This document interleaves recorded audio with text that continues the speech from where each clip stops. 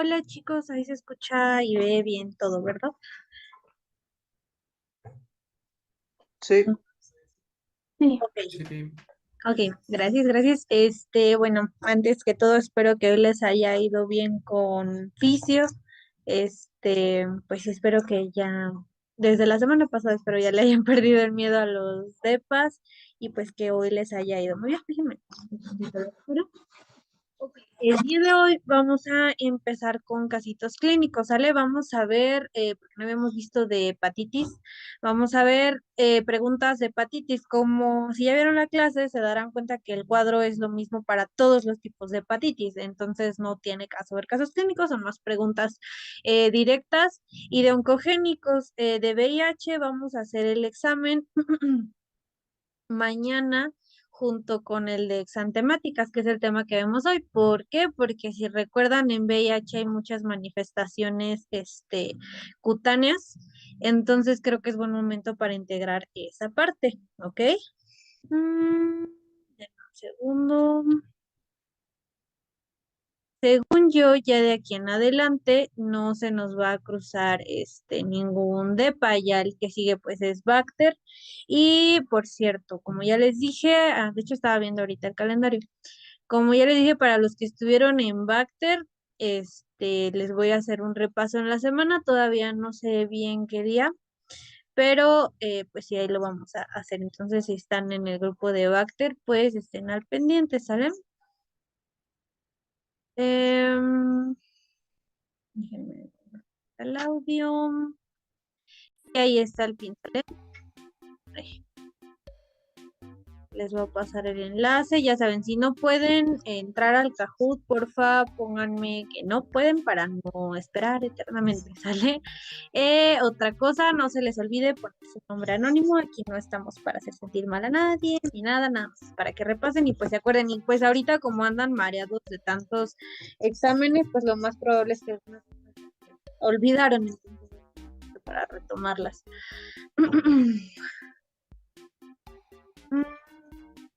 Ok, miren, ya les pone monitos Kahoot, como en, ¿cómo se llama?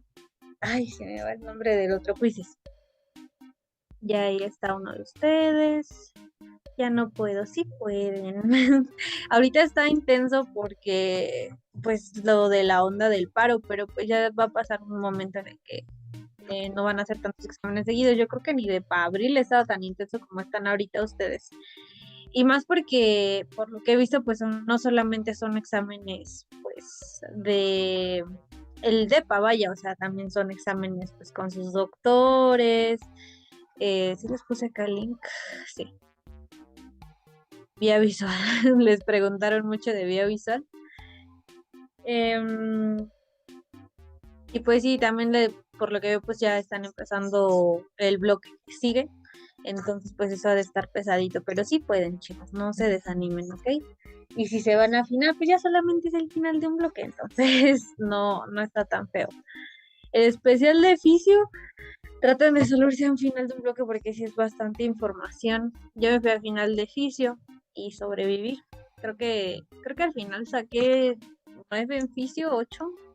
No me acuerdo, pero no me fue tan mal. Y si yo pasé, ustedes también pueden. Yo, o sea, aquí como me ven ya a punto del internado, la verdad, cuando estaba en su año, yo era la persona más en crisis, era una bolita de ansiedad. Todavía, pero ya no tanto, ya lo controlo un poquito más. Guerrero de Dios, ya suéltame Dios. Entonces ya son 5, ya se quedan todos. Está muy difícil el final. Eh, Más o menos yo digo que no está regalado. Es un final justo y necesario. Pero pues sí es mucho de pensarle y de quedarte pensando en las preguntas, o sea, leerlas bien. Entonces, eso y pues a mí me ayudó que con mi doctora había salido bien. Bueno, con mis doctores, porque me dieron varios de fisio. Pero bueno, ahorita hablamos un poquito más de eso. Vamos a empezar con el examen.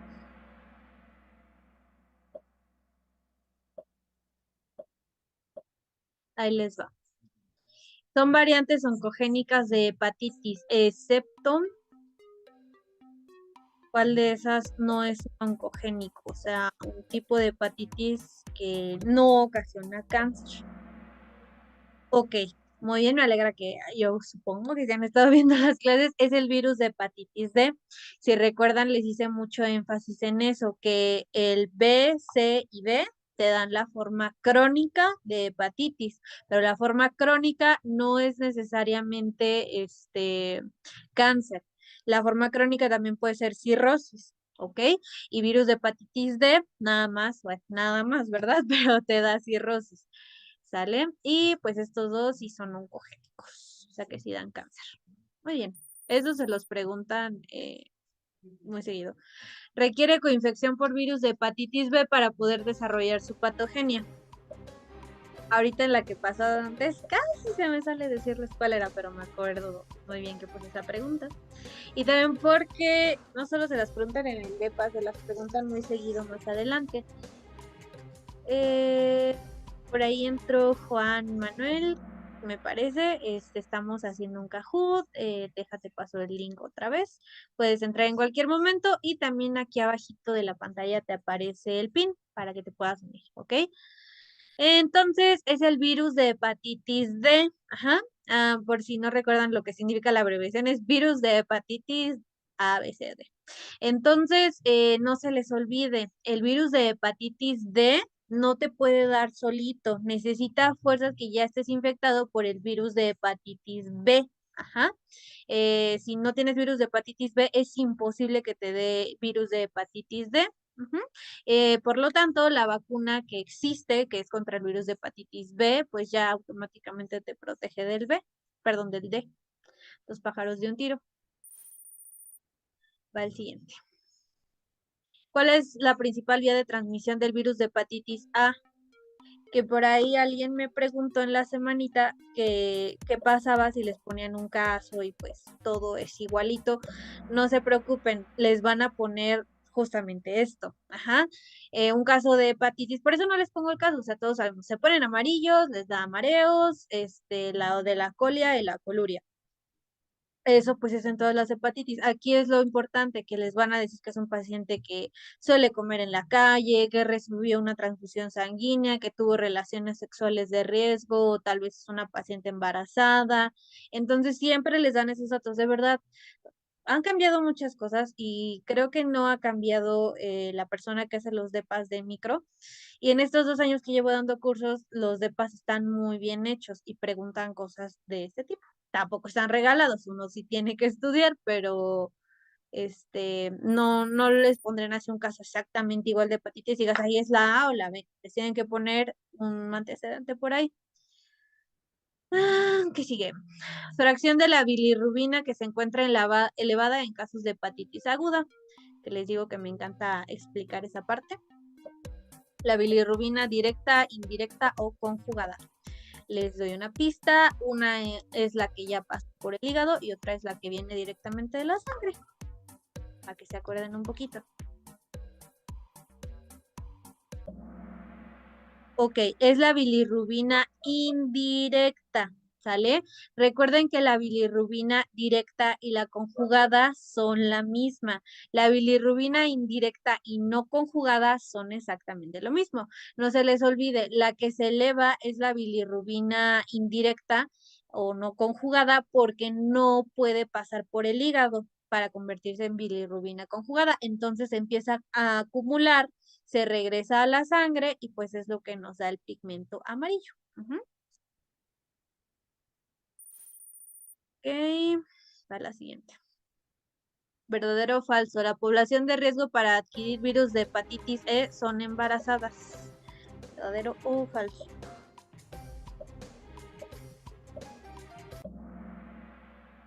Verdadero, muy bien. Creo que ese dato se les quedó muy bien. No hay mucho que decir, simplemente que la principal población en riesgo para adquirir virus de hepatitis E, que acuérdense que era E de enteral, o sea que este también es por los alimentos. Ajá, y pues que otra cosa importante, además de que se transmite por alimentos, es que corren el riesgo las embarazadas. Muy bien. Siguiente. Indicador de enfermedad aguda y sujeto infeccioso en hepatitis B. O sea, ¿Cuál de estos marcadores te dice que te encuentras en el periodo agudo de la enfermedad y que el sujeto es infeccioso para otras personas? Spoiler, es el principal de todos. Porque por ahí Manuel ya se pudo unir porque ya son más perfectos. Es el antígeno de superficie, ajá, o el HB-S de superficie, AG de antígeno. Hepatitis B, superficie, antígeno. ¿Sale? Este es el principal y si recuerden les dije, este es el que se eleva justo cuando el paciente tiene los síntomas a todo lo que da. Y bueno, de hecho, este es un antígeno de trampa que les expliqué. Y bueno, estos no son de tanta importancia. Este sí, súper, sí, apréndanselo porque cuando roten en infecto se van a acordar de mí. Yo misma me acordé de mí. Por ahí entró Aline, estamos haciendo Kahoot. Te dejo el link otra vez. De todas formas, puedes entrar a kahoot.it y poner este código para que te puedas incorporar, ¿sale? Muy bien. Pregunta siguiente. Esta es de selección múltiple. Pueden desarrollar las formas crónicas de hepatitis. ¿Cuáles de estos desarrollan las formas crónicas de hepatitis? Esta lo hubiera puesto un poquito, según yo le había puesto más tiempo, pero en mi memoria de peces.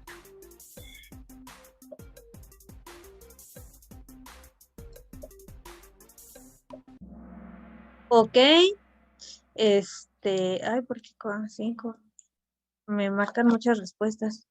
5, bueno, que está raro esto, pero bueno, las respuestas correctas, recuerden, el B, el C y el D te dan la forma crónica, ya sea cáncer o cirrosis. Ajá, entonces, en resumen, el B y el C te dan cáncer. El B, C y D te dan la forma crónica, que puede ser cáncer o cirrosis, o cáncer y cirrosis. Y justamente son estos tres. Virus de hepatitis C solamente te va a dar el estado agudo de la enfermedad. Y en especial la hepatitis D es muy raro que te dé la forma crónica de la enfermedad, perdón, la forma aguda de la enfermedad. Este es prácticamente exclusivamente crónico. Entonces B, C y D son crónicas. A y E son agudas. Siguiente. Son componentes de la envoltura de un virus, excepto, esto es de preguntas anteriores, de la envoltura. Lípidos, glucoproteínas o ácidos nucleicos.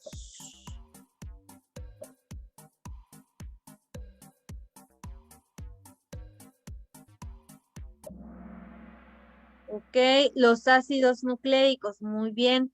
Recuerden, los lípidos y las glucoproteínas son fundamentales en la estructura de la envoltura de un virus.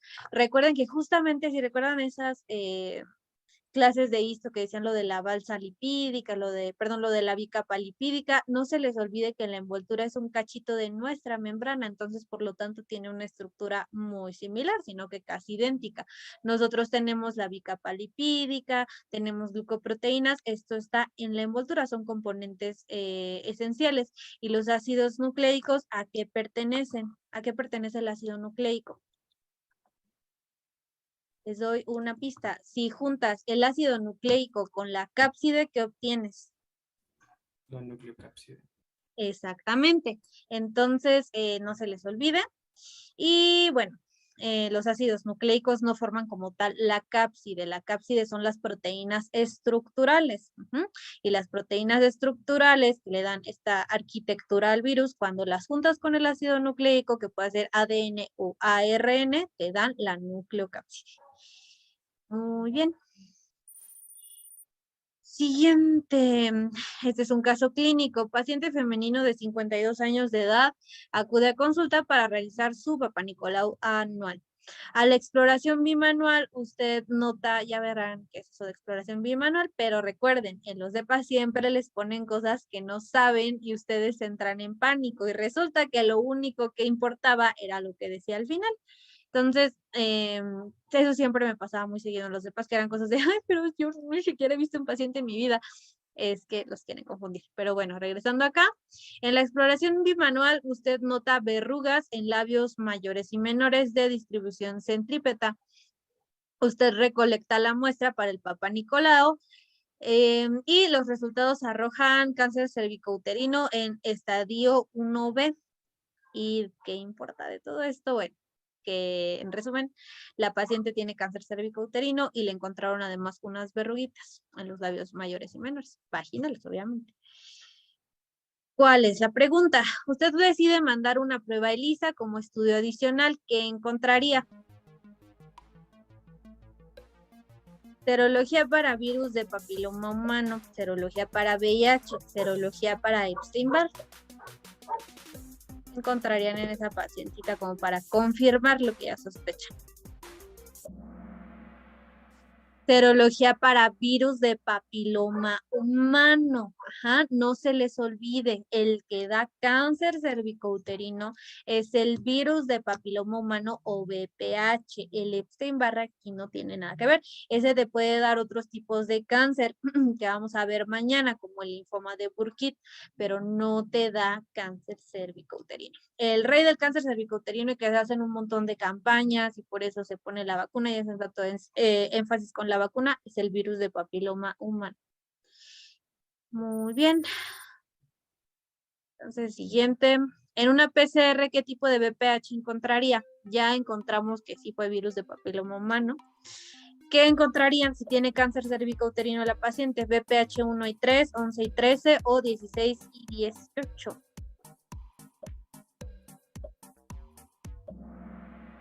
El 16 y el 18, recuerden que los serotipos 16 y 18, 16 y 18, 16 y 18 son los oncogénicos, los que te ocasionan cáncer cervicouterino. Del 1 al 4 son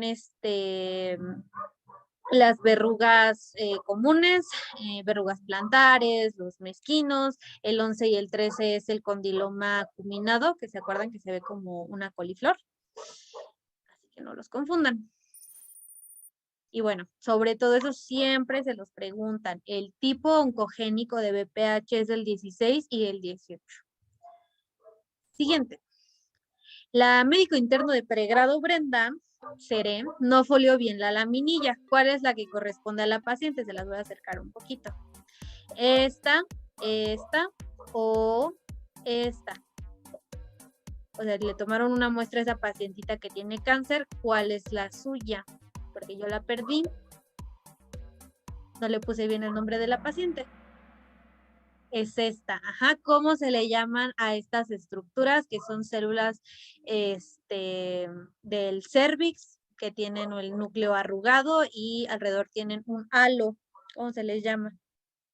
Coilocitos. Exactamente. Son los coilocitos y son el hallazgo típico de VPH. Excelente.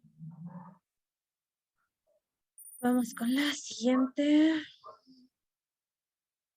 Selecciona la imagen que corresponde al cuadro por los serotipos 1 y 4 de VPH. Ya se los dije.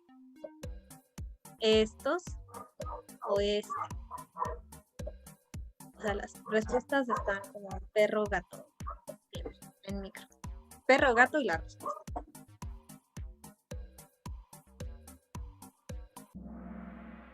Es el de acá, recuerden.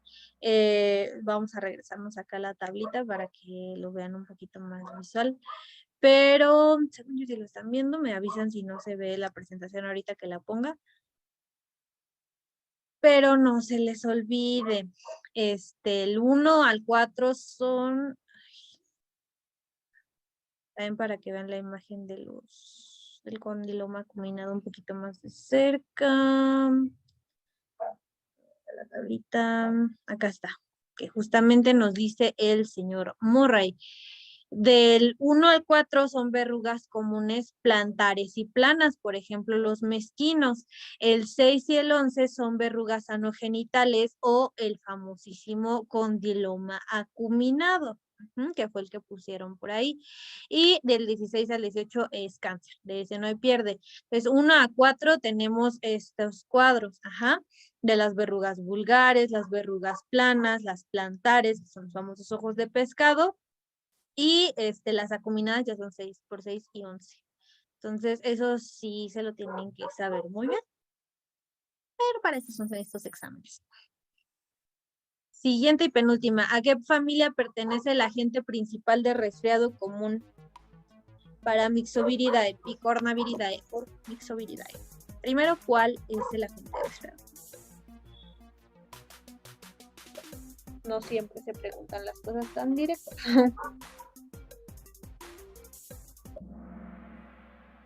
Picornaviridae.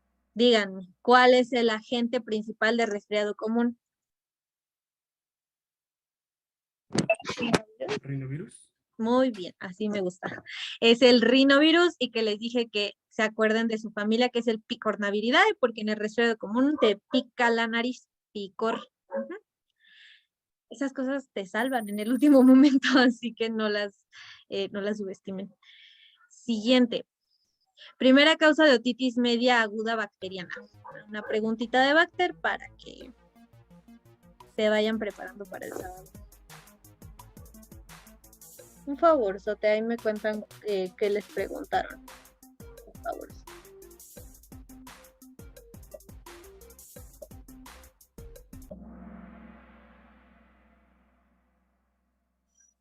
¿Por qué marcó esta? Bueno, yo por ahí les puse una mala, así que como nadie la contestó, afortunadamente, no contó para nadie. ¿Por qué puse esto? Ay, Dios mío. Hemófilos de influenza ni serio. ¿Por qué? ¿Por qué? ¿Por qué? Hemófilos de influenza ni serio.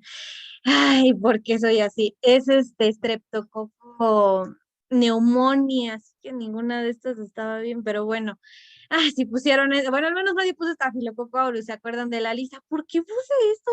¿Qué? ¿Dónde tenía la cabeza? Pero bueno, recuerden que en lista otitis media aguda bacteriana es streptococo pneumoniae, Brenda. Streptococo pneumoniae, Haemophilus influenza y Moraxella catarrhalis en ese orden de acuerdo a su frecuencia. Dios mío, a veces soy una cosa bárbara. Pero bueno, en general en las demás preguntas les fue muy bien. Disculpen por ahí mi lapsus brutus.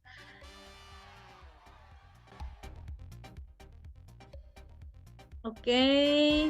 ¿Ves? Ya no puedo. Sí, pudiste. Entonces, muy bien, chicos. En general les fue bien. Ya supongo que vieron por ahí unas cositas que les estaban fallando. Y pues no olviden ponerse a estudiar. Ya a lo mejor se dieron cuenta que tal vez no les quedó claro del todo. Así que cualquier duda que les surja, por favor, me mandan un mensajito o me lo pueden decir ahora mismo. Entonces, ¿alguna pregunta de estos dos temas, de los oncogénicos o de hepatitis? ¿Todo bien? Entonces, no preguntan mucho los cuadros clínicos porque son muy parecidos, ¿no? De hepatitis no, o sea, te pueden poner un cuadro que pues va a ser lo clásico de hepatitis, pero te tienen que poner que la persona suele comer en la calle, o que está embarazada, o que recibió una transfusión, que tuvo relaciones sexuales sin un método de barrera. Entonces, uno ya se puede, con eso ya puedes determinar la respuesta. Y a veces son tan buena onda que les ponen así de un cuadro de hepatitis y y les ponen, ¿cuál es el agente? Hepatitis B, rinovirus, no sé, ébola, ¿no? Entonces a veces sí es muy bueno. Departamento de micro, ustedes no se preocupen, siempre les ponen un dato al que le tienen que poner atención. Y, ajá, eso sería con los casos. El único que se le parecería es la fiebre amarilla, pero ahí siempre necesitan el dato de los vómitos, del vómito negro y de la epidemiología, que seguramente será alguien que viva al sur del país o que les digan que les hagan énfasis en que es una persona que trabaja en el campo. ¿Alguna otra inquietud que tengan? Ok, entonces vamos a pasar con el tema del día de hoy, que les digo es de mis favoritos, porque así tal cual como viene aquí, se ven los pacientes. Entonces, eso me da calma. En fin, vamos a ver las enfermedades exantemáticas, las que ocasionan un exantema, o sea, la aparición de alguna manifestación cutánea que consista en manchitas, en máculas, en pápulas. Bueno, vamos a ver eso el día de hoy. Y bueno, el primero que vamos a ver es el sarampión, y si se acuerdan les dije que no se olvidaran de la familia Paramyxoviridae, perdón, porque acá tenemos a otros integrantes. El primero de ellos es el sarampión. Y bueno, ¿qué tenemos que decir del sarampión? Como ya les dije, es un paramyxovirus, como todos los paramyxovirus, su ARN es de cadena negativa, es monocatenario y tiene su envoltura. Su cápside es de tipo helicoidal. Déjenme pongo el láser. A ver. Ok. En cuanto a las curiosidades del sarampión, es sensible a la luz ultravioleta y al calor, entonces, aún así, lo extraño es que sí existen brotes en primavera, pero sobre todo en invierno y en climas templados. De hecho, pues ahorita es como justo las fechas donde aparece el brote de sarampión. ¿Cuáles son los principales grupos de riesgo para contagiarse de esta enfermedad? Los lactantes que no han sido vacunados, porque tenemos la vacuna que es la SRP. Y y aquellos que no reciban lactancia materna. ¿Y por qué les puse esto de sáquenme de México, por favor? Porque pues ahorita desgraciadamente hay brotes bueno, hubo hace como 2 años brotes de sarampión por el desabasto de la vacuna. A veces es por la ignorancia de las personas que no le quieren poner la vacuna a sus hijos porque pues no sé qué se imaginan que les vaya a pasar. Y la otra es que hay desabasto, entonces por eso sáquenme de México. Así que pues esta vacuna pues está establecida en el Esquema Nacional de Vacunación. Em, y bueno, ¿por qué los bebitos que no reciben lactancia materna también son un grupo de riesgo?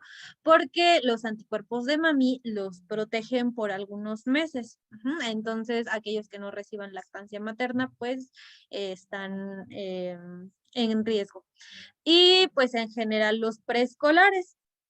Este es un virus altamente contagioso, entonces los brotes suelen aparecer donde hay contacto estrecho entre los niños o pues sí, cuando están hospitalizados, sobre todo en las guarderías, que supongo que incluso a algunos de ustedes les pasó que, ay, es que mi compañerito tuvo, puede ser que tuvo sarampión y después le lo pasó a otra compañerita, entonces de repente hay brotes espontáneos.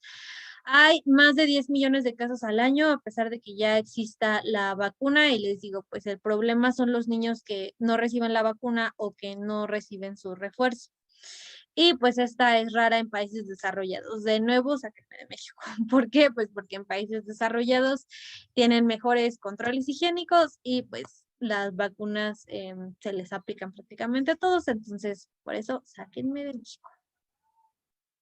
En cuanto a la patogenia, bueno, no hay mucho que decir, nada más que el virus del sarampión se va a unir a la proteína CD46.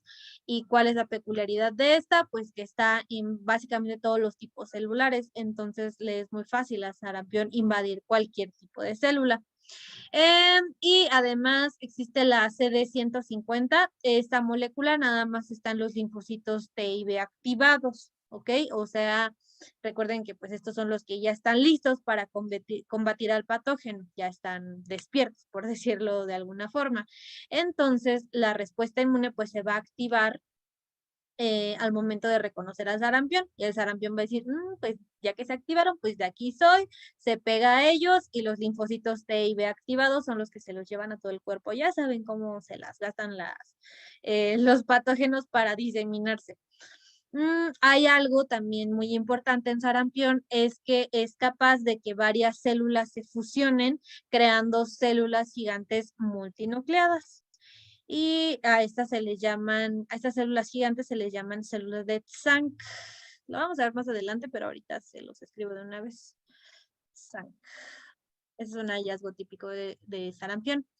En cuanto a la diseminación, primero, pues lo vamos a tener en las vías respiratorias, no se les olvide que entra por gotitas de flush. Posteriormente, vamos a tener que se replica localmente en la vía respiratoria alta, o sea, en la nariz.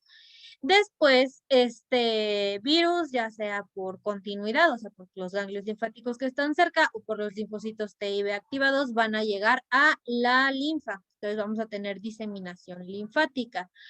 Después de la diseminación linfática se van a pasar a la sangre y recuerden que el término para decir que hay virus vivos o viables en la sangre es viremia. Entonces, si ya tenemos en los ganglios, ahora, bueno, la linfa en general, ahora se van a ir a la sangre. Y eso va a emplear la diseminación. ¿Y a dónde va a llegar el sarampión? Puede llegar a la conjuntiva, puede quedarse en la vía respiratoria, puede llegar a aparato urinario, a vasos sanguíneos pequeños, sobre todo a vasos sanguíneos pequeños, al sistema linfático y al sistema nervioso central. Entonces, como les decía, pues el sarampión se puede ir al lado que le pegue la gana. Y ahorita vamos a ver qué pasa cuando llega a algunos sitios. Como les decía, las principales células afectadas son aquellas que están en los vasos sanguíneos pequeños. Y ya hemos hablado mucho de las células endoteliales. Que no se les olvide, las células endoteliales son el impermeabilizante de los vasos sanguíneos, como los capilares. Estas células endoteliales van a ser infectadas por el virus. Los linfocitos comúnmente van a llegar a la zona de inflamación o a la zona de infección. ¿Pero qué quiere decir esto? Las células endoteliales están infectadas, entonces va a aumentar la permeabilidad de los vasos sanguíneos y se van a empezar a escapar gotitas de sangre por los vasos sanguíneos que vamos a ver reflejadas en la piel. Ajá, o sea, cuando vemos manchitas es que seguramente hay sangre acumulada abajo de nuestra piel. Esto ya lo hemos hablado, pero pues por si ya no se acordaban. Y bueno, acá la imagen que siempre les pongo de las células endoteliales, que se ve muy bonita. Acá tenemos un capilar y esta parte que se ve un poquito más violeta, pues es la célula endotelial que evita que se salga la sangre. Entonces, por eso tenemos un exantema en sarampión, porque pues tenemos gotitas de sangre abajo de la piel. Ahora, en cuanto a la clínica, esta es súper clásica, no se pueden confundir, no les va a pasar en el DEPA si ponen atención. Vamos a tener la primera viremia, que va a consistir desde la incubación hasta los 9 a los 11 días de que adquiriste la enfermedad. Esta se caracteriza por un cuadro un poquito inespecífico. Denme un segundo. Ya, disculpen. Que incluso se podría confundir con un resfriado o, ajá, con un resfriado o incluso con fatiga. ¿Qué tiene la primera viremia? Vamos a tener que el paciente tiene conjuntivitis. ¿Se acuerdan que el virus se va, uno de los sitios que se va es a la conjuntiva? Entonces vamos a tener conjuntivitis. Esto da mucha comezón y ardor. También se va a caracterizar por fiebre. Esta no llega a ser tan alta, no llega a los 40, se queda entre los 38, 38.5. El paciente va a sentir malestar en general, fotofobia por lo mismo de la conjuntivitis, o sea, va a sentir sensibilidad a la luz. Y va a tener tos también. Entonces, como podrán ver, esto es inespecífico. Acá viene lo bueno en la segunda viremia. Estos ya se consideran los pródromos, que es de los 3 a los 6 días, incluso puede chocar, como pueden imaginarse, con la incubación. O la primera viremia. Entonces, en la segunda viremia va a ser de los 3 a los 6 días. Y acá tenemos algo súper, súper inconfundible. O sea, si ven esto en un DEPA, es sarampión. Y son las manchas de Koplik. Las manchas de Koplik consisten en unos puntitos blancos que alrededor tienen tienen una base violeta. Ajá, entonces vamos a ver como un círculo violeta y en medio el puntito que son las manchas de Koplik. Estas aparecen en el tejido, bueno, la mucosa oral más bien, ajá, en especial en las mejillas. Entonces, esto suele detectarse cuando ustedes pues revisan al paciente, ¿no? Que viene con un cuadro de resfriado común. Entonces van a revisar la cavidad oral y pueden encontrarse con estas manchitas. Y esto ya nos está anunciando que viene el exantema. Recuerden, las manchas de Koplik siempre aparecen antes del exantema. Hay algunos artículos que dicen que pueden chocar, pero realmente eso no es lo bien establecido y lo más frecuente. O sea, primero tienes las manchas de Koplik y después va a llegar el exantema. Esto es por hiperplasia del tejido linfoide y pues tenemos infiltrado de linfocitos. Eso nos traduce estas manchitas. Entonces, manchas de Koplik es sarampión, ¿ok? La tercera viremia, ya ahora sí va a ser el periodo exantemático, por lo que estamos aquí. Este va a durar aproximadamente 3 días. El exantema de sarampión es cefalocaudal. ¿Qué quiere decir que sea cefalocaudal? Que va a empezar en la cara o en la cabeza del paciente y va a bajar al cuello, al tronco, a las piernas, etcétera. Entonces, esto quiere decir cefalocaudal, que va de arriba a abajo. Y es maculopapular. Aquí nada más vamos a tener máculas y pápulas. Recuerden, mácula es una manchita roja o una mancha en general de otro color que no sea el propio de la piel. Y una pápula va a ser esa mancha, pero ya tiene un relieve, tiene una induración, así se le llama a ese relieve. Entonces, este es el exantema de sarampión. Va a desaparecer justamente en ese orden, o sea, apareció en la cabeza, va a empezar a desaparecer en la cabeza. Muy importante que siempre, no sé por qué se empeñan en eso, porque depende de cada paciente, pero pues en todos los libros, casi que en la Biblia está escrito que el sarampión no respeta palmas ni plantas, o sea que también pueden encontrar exantemas en las palmas de las manos y en las plantas de los pies, y este es confluyente, o sea, van a encontrar varias manchitas pues cerca unas de otras. Algo también muy importante y también es pregunta clásica, bueno, no pregunta, más bien se los agregan como dato para el caso clínico, que inicia retroauricular, o sea, inicia detrás de las orejas. Si ustedes están sospechando de sarampión y no encuentran exantema, lo ideal sería que se fijen atrás de las orejas y probablemente ahí el niño ya ahí tenga el exantema. Y ya después va a ir bajando. Algo también que es relativamente discutible es si este exantema da comezón. La mayoría de los artículos dice que no, que este no es pruriginoso, pero pueden encontrarse con una pregunta que les diga que de comezón. Así que, y eso lo hacen para confundirlos a veces, pero si en un caso clínico ven manchas de Koplik y que inicia retroauricular, no hay de otra, es sarampión, aunque les pongan que de comezón, ¿ok? Y bueno, acá tenemos un poquito más de cerca las manchas de Koplik. Y bueno, esto es según la guía de práctica clínica, que tenemos una fase preeruptiva, o sea, antes de la erupción, y después de la erupción. Antes de la preeruptiva que consiste de 5 a 6 días, vamos a tener la fiebre elevada y que progresa el 4.º a 5.º día. Entonces vamos a tener que esta fiebre va a ir aumentando gradualmente. Se acompaña de lo que les decía del malestar en general. Lo de la conjuntivitis, eso siempre aparece como primeros síntomas de que te da sarampión.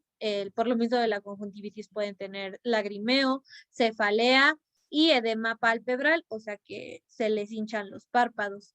Y lo que les decía de la tos, y en la fase eruptiva, esta va a durar aproximadamente 5 días. Y el exantema, esto siempre es de ley cefalocaudal rojizo.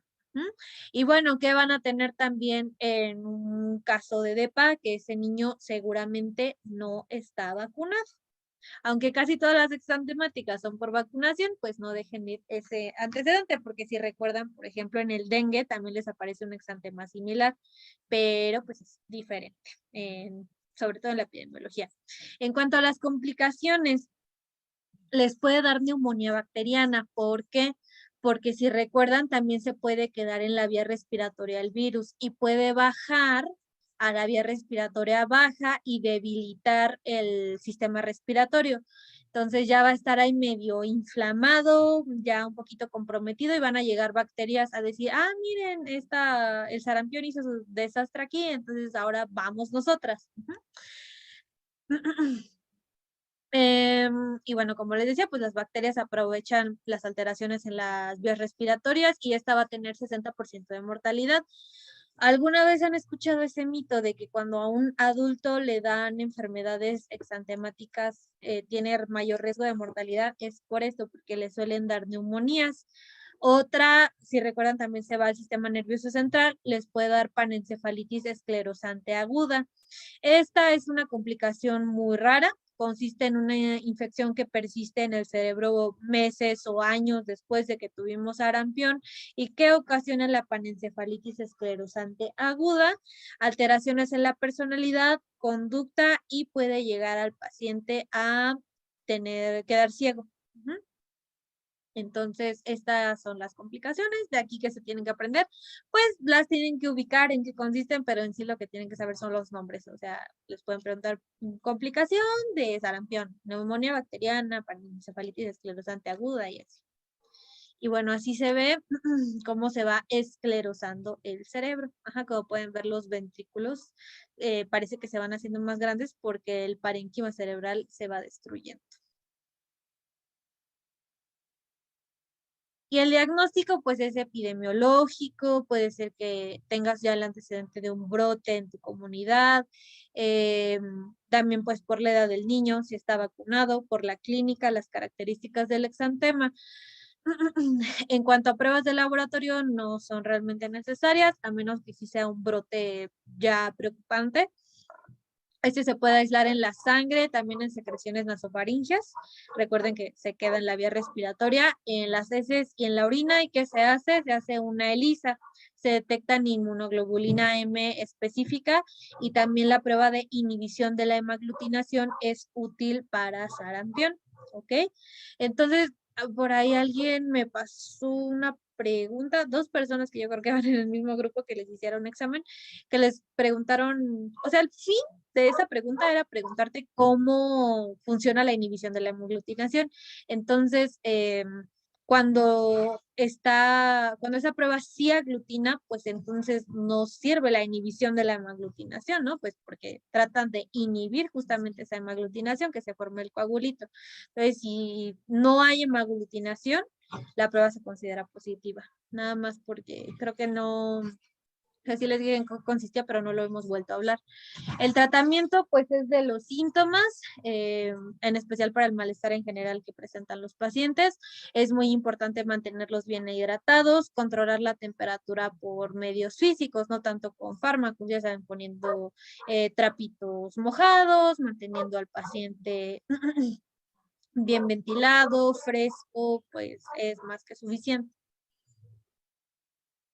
Y pues no se les olvide el esquema nacional de vacunación, que pues es probable que te dé antes de los 12 meses, sobre todo si no estás protegido. Los anticuerpos de mami empiezan a bajar más o menos a los 9 meses de nacido y a los 12 meses ya son prácticamente indetectables. Es por eso que la SRP se pone a los 12 meses. Y bueno, aún así, pues niños menores de 12 meses están expuestos a sarampión, en especial si no reciben la lactancia materna, y a los 6 años se pone el refuerzo del sarampión, que significa SRP, sarampión, rubiola y parotiditis. Y la SRP también la pueden encontrar como la famosísima triple viral. Entonces, SRP se pone a los 12 meses y a los 6 años. Y bueno, ¿tienen alguna pregunta de sarampión? Ay, es bien temprano, pero bueno, ¿tienen preguntas de sarampión? Todo quedó clarísimo. Todo bien. Todo bien. Ok, entonces ahora vamos a ver rubiola. Rubiola pertenece a la familia Togaviridae. Y bueno, los togavirus son virus ARN en sentido positivo, tienen su envoltura y su cápside es icosaédrica, nada muy interesante. El contagio por rubiola es mediante aerosoles, o sea, gotitas de flush. Y pues es obviamente inhalándolos por la vía respiratoria. También te puedes contagiar por la sangre, orina, el líquido cefalorraquídeo, pero pues estos son mucho más raros. O sea, el principal contacto pues es por gotitas de flush. Únicamente infecta al ser humano, nada más como dato curioso. Y acá va lo más importante con rubiola.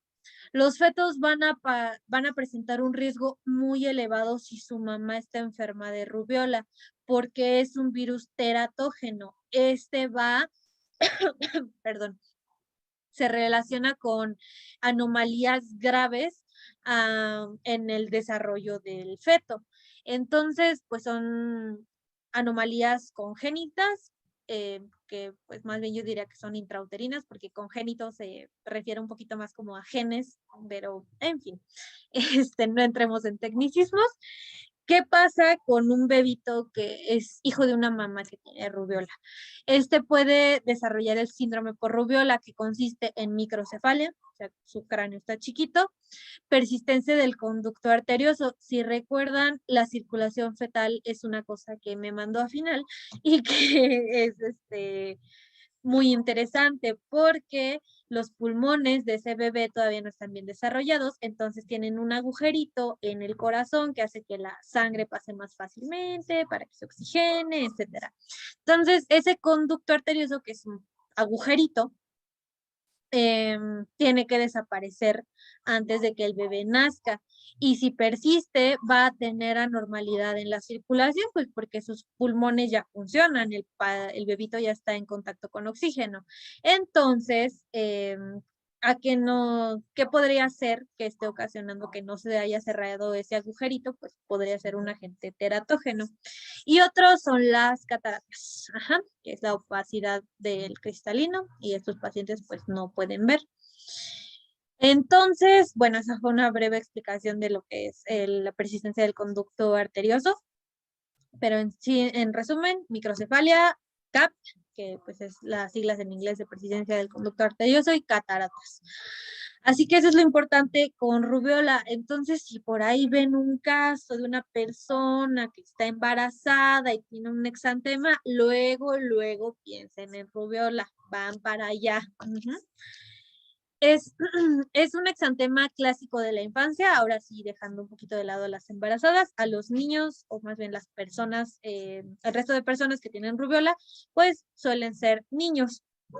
Vamos a tener brotes esporádicos en invierno, en primavera y sobre todo a los que no están vacunados. Recuerden que para eso tenemos la SRP, sarampión, rubiola y parotiditis.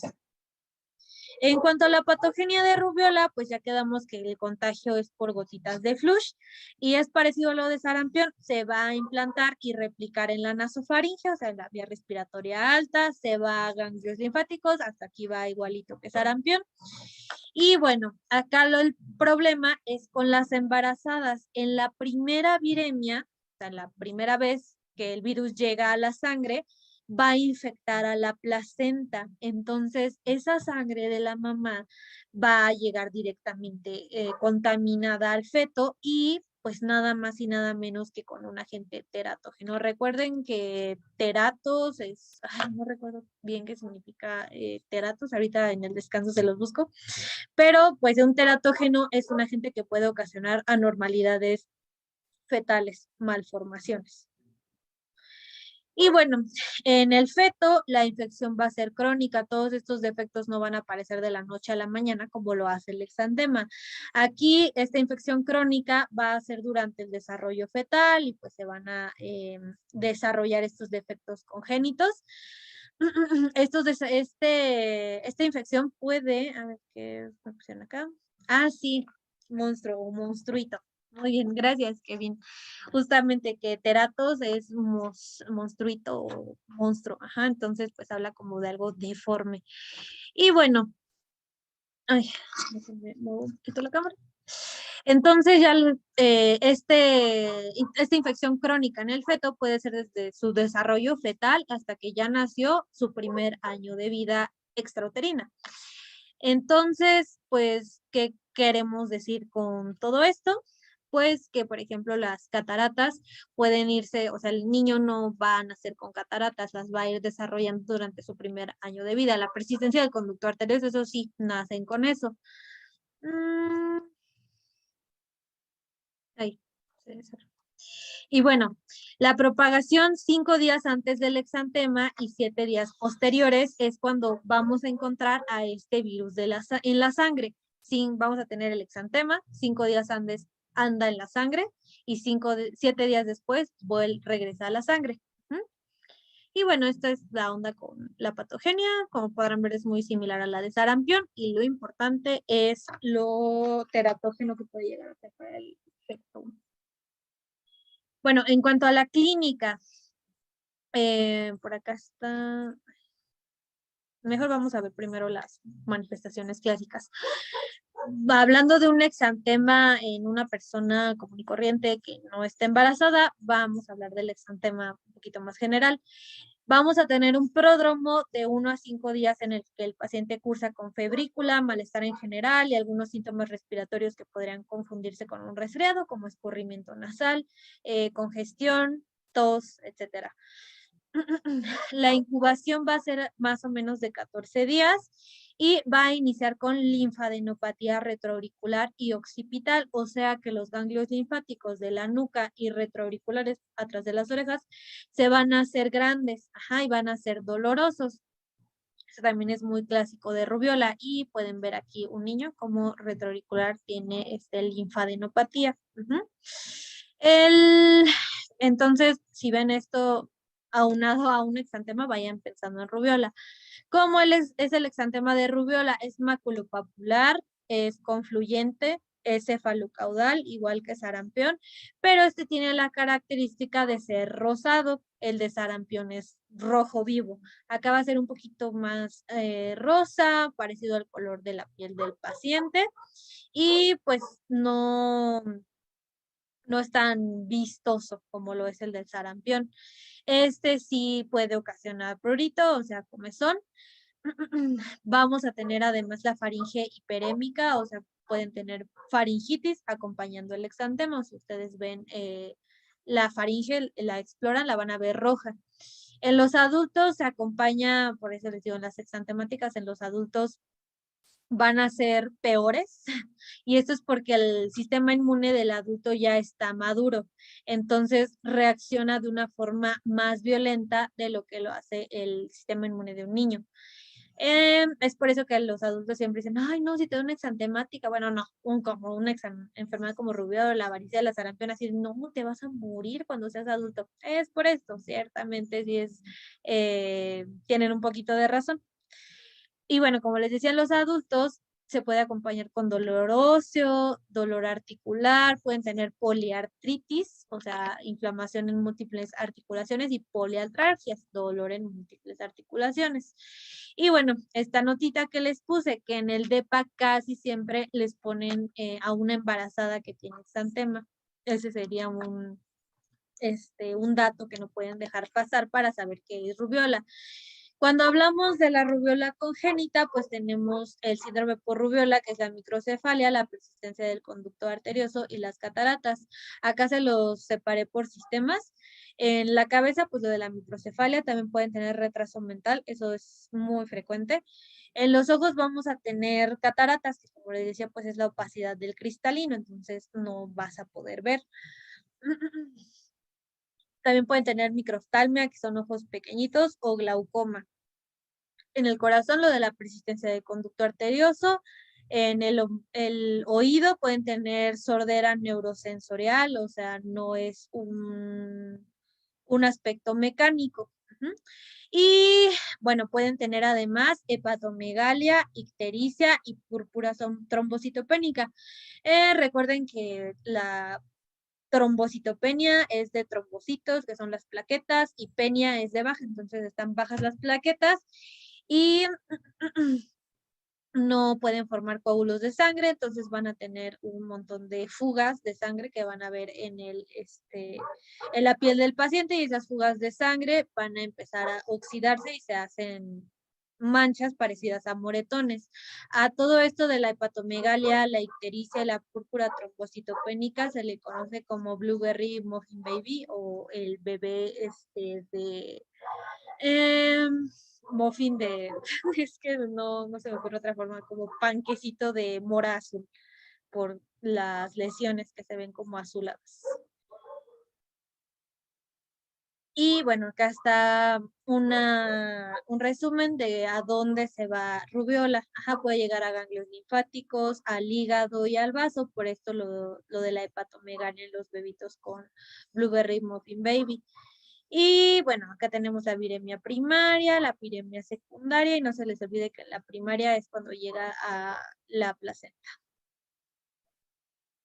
En cuanto al diagnóstico, vamos a tener que es clínico, pues las características del exantema. El paciente va a tener leucopenia, o sea, los leucocitos están bajos, la trombocitopenia, que ya les dije. Las células de TORT, estas son células inmunes que están más grandes de lo normal. Y bueno, se puede aislar en líquido cefalorraquídeo, en la orina y en las secreciones faríngeas, de acá no hay la gran cosa. Se puede detectar inmunoglobulina G e inmunoglobulina M en una prueba ELISA, o si ya tienes muchísimas dudas, pues le puedes mandar a hacer una RT-PCR, porque es de cadena negativa. El tratamiento, pues, es más que nada sintomático, darle antipiréticos, o sea, para que le baje la fiebre y reposo. Evitar contacto con embarazadas. A un paciente que tenga rubiola y tenga una embarazada en casa, se le tiene que aislar a esa persona, no puede tener contacto con la embarazada, corre demasiado riesgo.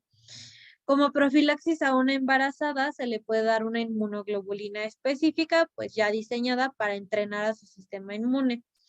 Y bueno, el paciente, como les decía, después de 7 días el virus sigue en la sangre, o sea, sigue siendo infeccioso, entonces tiene que seguir aislado hasta 7 días después del exantema. Y bueno, nada más para recordar el esquema nacional de vacunación, que la SRP es a los 12 meses y a los 6 años. Sarampión, rubiola, parotiditis, triple viral. Acá está, 12 meses, 6 años. Y bueno, ¿tienen alguna pregunta con rubiola?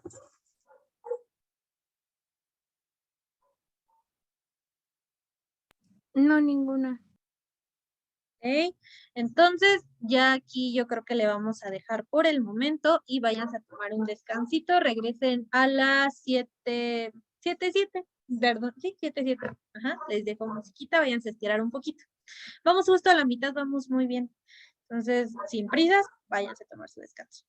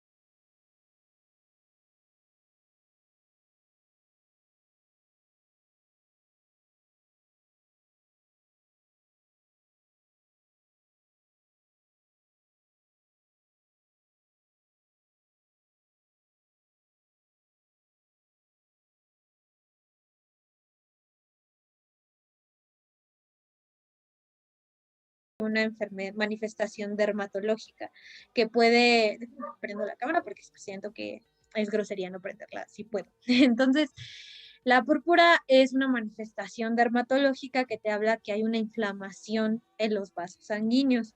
Esto puede ser por múltiples etiologías. En el caso de la púrpura trombocitopénica te habla que las plaquetas están bajas y no pueden coagular, no pueden hacer que la sangre no se salga de los vasos. Recuerdan que las plaquetas hacen taponcitos para que no se escape la sangre. Entonces, eso es la púrpura trombocitopénica. Ahora, la púrpura trombocitopénica no es exclusiva de rubiola, ojo con eso, y buena duda para explicar eso. La púrpura trombocitopénica no es exclusiva de rubiola. Si tú tienes anemia y tienes bajos los niveles de células en la sangre, te puedes aparecer una púrpura trombocitopénica porque tienes bajas las plaquetas. Si, no sé, tienes una enfermedad que te ataca las plaquetas y las plaquetas bajan, o si las plaquetas están muriendo de forma masiva, te puede dar una púrpura trombocitopénica, ¿no? La púrpura de Henoch-Schönlein es una enfermedad que también se conoce como vasculitis por IgA. Entonces, ¿qué pasa con la púrpura de Henoch? Aquí, déjenme, pongo en orden mis ideas porque tiene un ratito que no veo esto. Entonces acá el sistema inmune reacciona de una forma extraña en la que reconoce a los vasos sanguíneos como algo extraño y se crea inmunoglobulina A contra los vasos sanguíneos. Entonces los vasos sanguíneos se van a inflamar y van a tener fugas de sangre y vamos a tener una púrpura.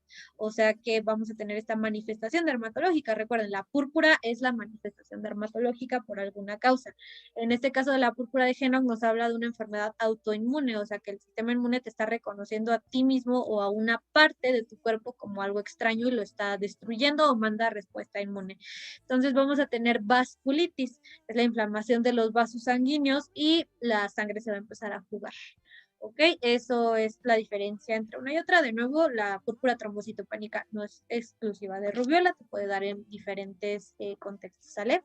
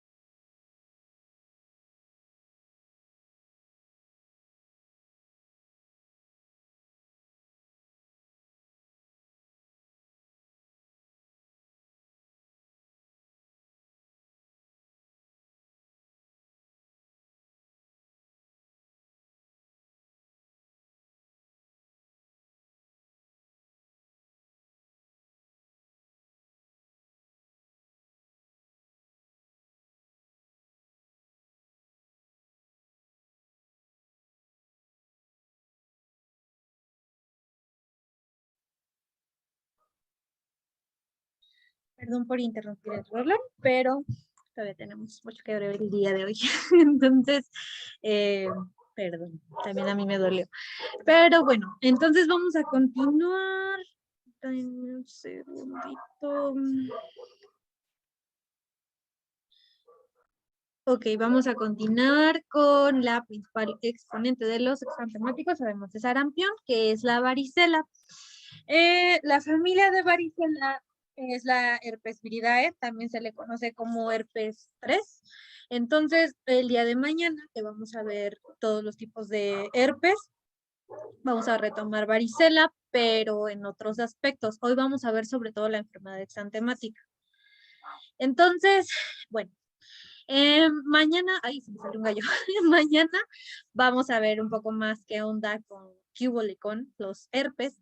Así que hoy vamos a mencionarlos muy breve. Los herpes, pues, son virus envueltos. Su ADN, bueno, su material genético es de tipo ADN y la cápside es icosaédrica. Entonces, bueno, el herpes zóster tipo 3, vamos a tener algo muy importante. Vamos, no se les olvide, por favor, esto que les voy a decir. El contacto primario con varicela o herpes 3 va a ser justamente esto, el cuadro de varicela, el cuadro exantemático. Y cuando se reactiva este virus, vamos a tener el herpes zóster, que es a lo que nos vamos a enfocar el día de mañana. Entonces, la varicela te da en la primoinfección, la primera vez que tienes contacto con el virus. Vamos a tener todas las manifestaciones que vamos a ver y generalmente es en la infancia. Y en caso del herpes zóster, pues va a ser cuando el virus se reactive. ¿Por qué pasa todo esto de reactivarse y esto? Bueno, cuando te da la infección por primera vez y ya te desaparece el exantema y bla, bla, bla, sigues con tu vida, el virus jamás se va, se queda dormido en las raíces de la médula espinal. Ahí se queda haciendo latencia. Si ustedes tuvieron varicela, yo tuve varicela, les tengo una noticia, tenemos varicela ahí mimida en nuestros ganglios de las raíces dorsales de la médula espinal. Entonces ahí está dormida. ¿Y qué pasa? Si yo me inmunodeprimo, me da cáncer, VIH, también puede ser por lo mismo de la vejez, si tengo cambios hormonales, o sea, si tengo algún inmunocompromiso de cualquier índole, este virus va a decir, es mi momento de brillar otra vez, se va a reactivar y nos va a dar el cuadro de herpes zóster. Esto ya se los había explicado en clases anteriores, pero pues tenemos que retomarlo. Y en fin, hoy vamos a ver la primoinfección, que es la primera vez que conoces al virus, y es en varicela. Y mañana vemos herpes zóster. Y bueno, este va a infectar células epiteliales en el tracto respiratorio. Es un virus bastante grande, el humano va a ser el único reservorio y es altamente contagiosa. Es por eso que a las señoras les encanta exponer a sus niños a varicela y ahorita explicamos un poquito de esa onda contexto social, pero bueno, es un virus súper contagioso.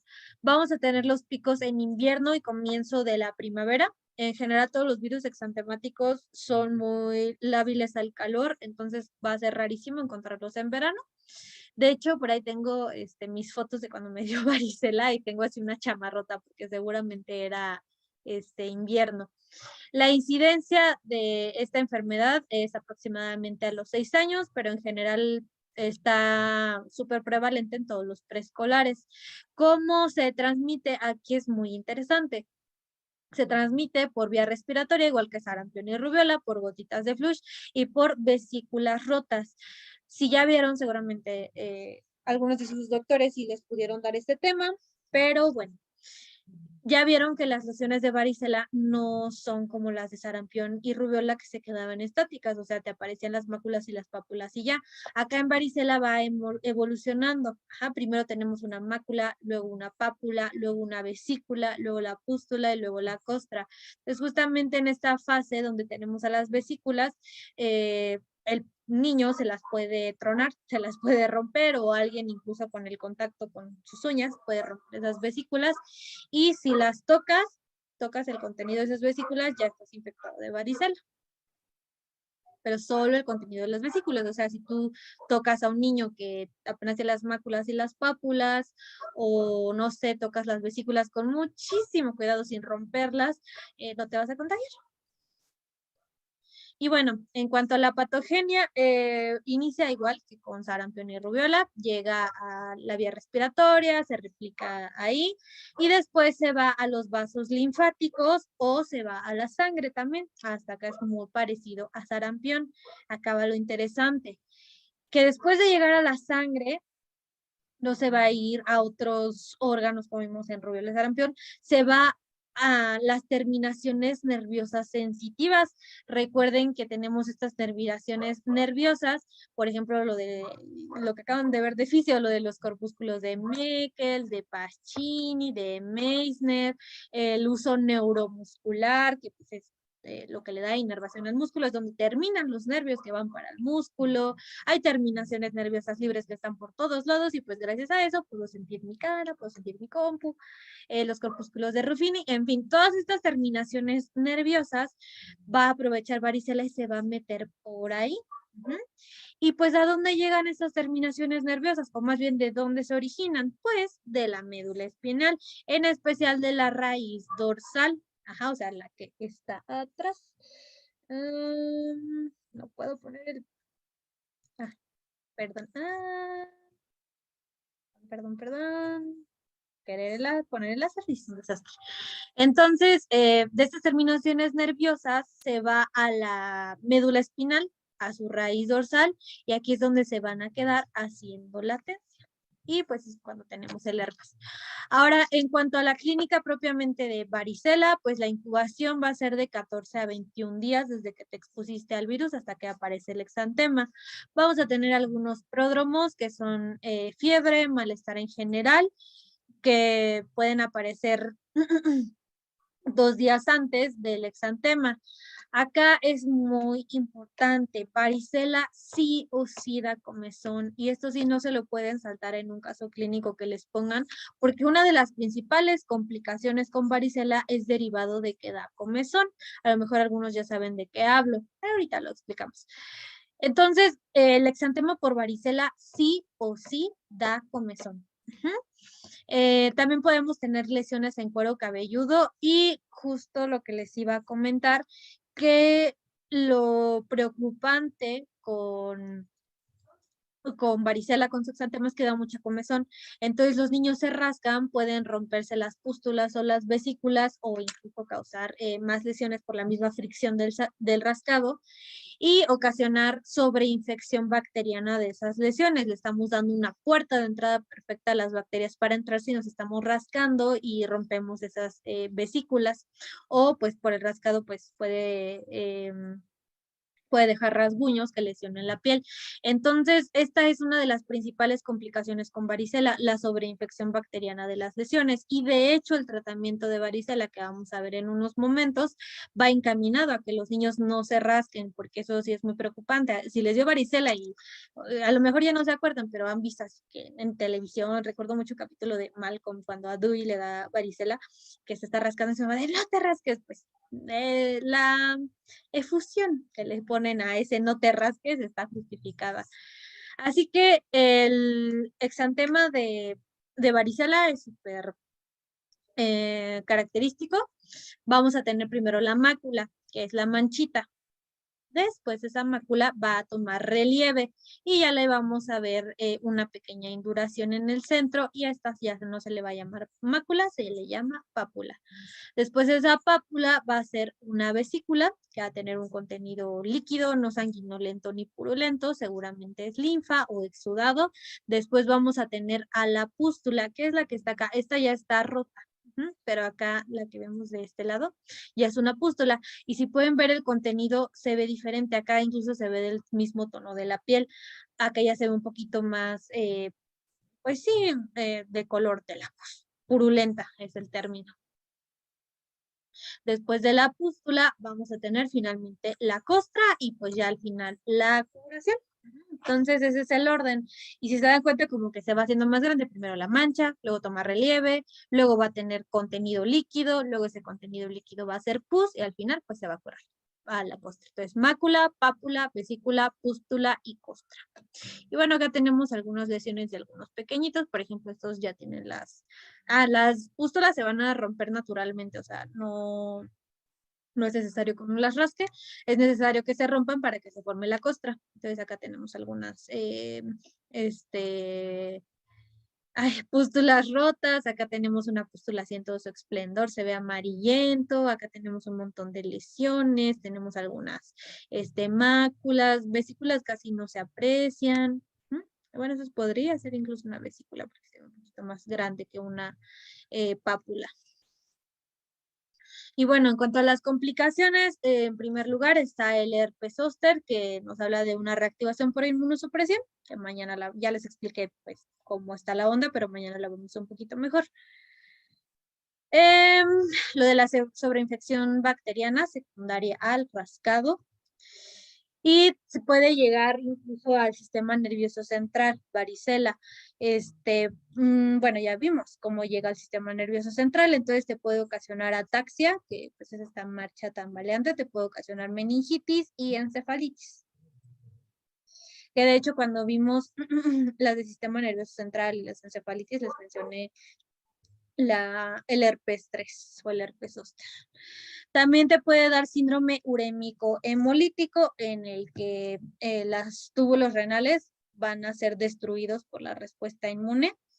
Y bueno, también va a ser destruida la sangre. Este es un síndrome un poquito más complicado, nada más apréndanse el nombre. Y también te puede dar neumonía por varicela. Esta es la complicación más grave y que es exclusiva en adultos. Como les decía, el exantema es casi exclusivo de la infancia, pero sí te puede dar el cuadro exantemático cuando ya eres adulto. Muy raro, pero sí llega a pasar y te estás muriendo por esto porque te puede dar neumonía, porque el virus se puede ir a replicar a las células del sistema respiratorio y pues te ocasiona una neumonía atípica marca Diablo. El tratamiento, sobre todo, es mantener la higiene de la piel y bien humectada para evitar que se reseque y dé todavía más comezón. Y pues los niños son niños, entonces no les podemos exigir de que, oye, te va a dar una sobreinfección bacteriana. Pues ellos simplemente tienen comezón y siguen a su instinto. Entonces, pues, ¿qué podemos hacer para ayudarlos a no rascarse? Cortarle las uñas, mantenerlas bien limpias. Existe algo que se llama polvos de alibur o polvos de haba, también se le conocen así. Son unos polvitos blancos que se hace una pequeña infusión y se bañan con ella. Estos polvos de alibur les ayudan a regenerar el tejido dañado y también funge como un antiséptico. También está la solución de Burrow. Esta también se pueden bañar con ella y es un antipruriginoso. Les ayuda con la comezón de la piel.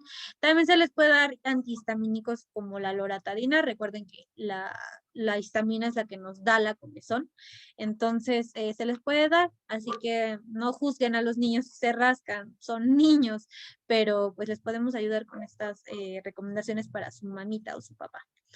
En cuanto al diagnóstico, pues es clínico con epidemiología. También tenemos a la prueba de Tzanck, en el que vamos a raspar las lesiones y vamos a encontrar células gigantes multinucleadas, o sea, son un montón de células que ya se fusionaron. Y esto es lo que también ocurre en sarampión. No se les olvide, las células de Tzanck aparecen en varicela y en sarampión. Y también se les puede hacer una PCR, pero pues la clínica súper característica no es necesaria. Y bueno, ¿alguna duda de varicela o de herpes zóster? ¿Todo bien? Ok, el callado otorga, entonces vamos a continuar con la roceola. Este también es un herpes. Este es el beta herpes viridae, o también conocido como herpes 6 y 7, son el mismo. Entonces, este es un virus muchísimo más simple. Bueno, la clínica, el virus pues sigue siendo un herpes, la estructura que ya les mencioné anteriormente. El DNA de doble cadena, es icosaédrico y bueno, la enfermedad que ocasiona el herpes 6 y 7 es el exantema súbito o roceola. Exantema súbito es exactamente lo mismo a roceola. Entonces no sé por qué le puse I, más bien le pondré ahí una diagonal. Entonces no se les olvide. Herpes 6 y 7, exantema súbito o roceola. Cuando aparece, este sí es prácticamente exclusivo de niños pequeños, es muy raro verlo incluso en un infante de unos 4 años. Este es exclusivo de niños entre 6 meses, sobre todo, ahí está el pico en los 6 meses, a los 3 años de edad. A diferencia de las demás, la roceola se puede presentar durante todo el año. Y lo curioso es que solamente el 30% de los pacientes que se contagian con herpes 6 y 7 van a presentar el exantema como tal. Este se transmite por la saliva, o sea, por gotitas de flush, o también directamente por la saliva del paciente, o sea, con biberones, chupones contaminados. Y bueno, ¿qué es el exantema súbito? Acá no les puse la patogenia porque no está bien estudiado. De hecho, en el Murray ni siquiera viene. Si la buscan en cualquier lado, no la van a encontrar. Nada más que replica en el sistema respiratorio. Entonces, no se preocupen. Y no se sabe, de hecho, por qué causa exantema. Entonces, bueno, en cuanto a su clínica, el exantema se le conoce de nuevo como exantema súbito. El exantema de roceola, no confundir con rubiola, roceola es el exantema súbito de la infancia. Esto es donde este término es el que más frecuentemente van a encontrar a lo largo de su vida como médicos. ¿De qué se acompaña? De fiebre elevada durante 3 a 4 días, van a estar irritables, van a tener escurrimiento nasal, rinorrea, la faringe va a estar hiperémica y van a tener linfadenopatía. Entonces, este es en sí el cuadro que presentan casi todos los niños que se contagian con herpes 6 y 7. Rara vez van a presentar el exantema súbito de la infancia. Pero bueno, si lo presentan al cuarto, al quinto, alrededor del 4 al 5º día va a desaparecer la fiebre y aparece el exantema maculopapular. Este es muy parecido al de la rubiola. Entonces, bueno, en cuanto al exantema no hay forma de diferenciarlo. Acá sería ser un poquito más específica, pero nunca les han puesto una pregunta así. Aún así, no se confíen. En rubiola siempre van a tener el antecedente de una embarazada o de un niño que tiene malformaciones congénitas. Eso siempre. Ajá, y que su mamá tenía algún exantema.